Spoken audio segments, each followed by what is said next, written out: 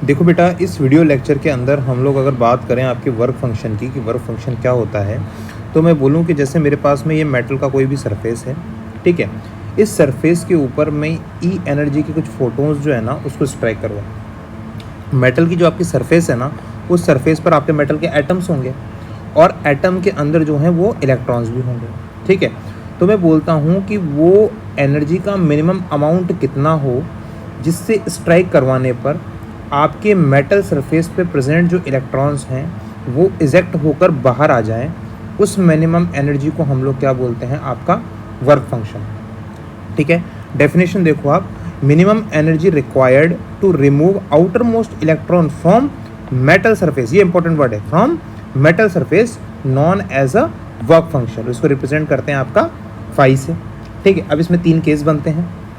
पहला केस ये है कि अगर आपका जो फोटोन का जो एनर्जी है वो अगर वर्क फंक्शन से कम है तो आपका इलेक्ट्रॉन जो है वो निकल कर बाहर नहीं आएगा, यानी कि फोटो इफेक्ट आपका शो होने वाला नहीं है। अगर मैं बोलूँ कि आपकी जो फोटोन्स की एनर्जी है वो अगर वर्क फंक्शन के बराबर है तो फोटो इलेक्ट्रिक इफेक्ट जो है वो आपको शो होगा, यानी कि इलेक्ट्रॉन आपका निकल कर बाहर आ जाएगा मेटल सरफेस से। अगर ये मैं बात करूँ कि अगर आपका वर्क फंक्शन जो है उससे ज़्यादा है आपके फोटोन की एनर्जी, तो मैं बोलूँगा कि फोटो इलेक्ट्रिक इफेक्ट शो होगा, यानी कि इलेक्ट्रॉन जो है वो मेटल सरफेस से निकलकर बाहर आएगा और जो एक्स्ट्रा एनर्जी होगी वो आपकी काइनेटिक एनर्जी के अंदर कन्वर्ट हो जाएगी।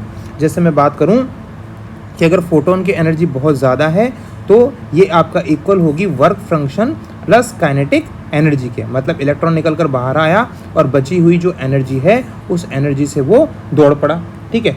वर्क फंक्शन का जो हमारे पास में फॉर्मूला होता है फाई इक्वल्स टू वो होता है आपका एच न्यू, और या उसी को हम लोग बोलते हैं S C upon lambda.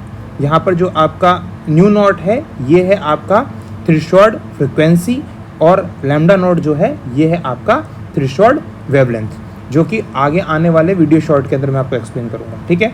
I hope so आपको ये जो बात है ये बात आसानी से समझ में आई होगी।